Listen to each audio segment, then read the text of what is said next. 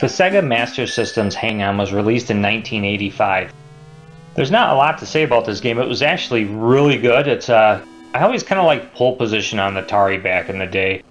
And this is, in my opinion, at the time, was a much better leap in graphics and everything. Plus it was a motorcycle. I always thought motorcycles were cool, especially at a younger age.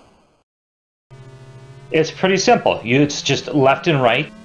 Button 2 is your gas. And at least on my setup, it's gas. And it's pretty simple. I mean, up is higher gears. Down is your lower gears. You start out in low gear. And you'll see you top out around somewhere between 90 and 100, I guess, kilometers per hour. And then if you hit up a gear, you hear it wind up and you go into another speed. And you have, like I said, you have your low, medium, and top. And at the top of the screen, you'll see which one you're in by where the red dot's at. I found around corners you can make it in top gear, but you are going to slide out. And if there's a bush or a motorcycle sign or post, you will, if you hit anything like that, you explode. So you got to be careful too, because you're on a time limit, which you'll see is right to the left of your gear selection. And then at the right hand side, you'll see at the top, you'll see how much you have left. It just says left and says how many kilometers you have left on the game. And you're trying to beat that. If you beat that, it will extend the time and you get to keep going. But this was a great game. I remember being younger and going over, the neighbor kids had a cousin that had this, and whenever I would hang out with them and we'd go over there, this was a great game to see who could get the highest score. With pole position being a favorite to do that with too, this just set the bar so much higher. My version of HangOn is on a cartridge.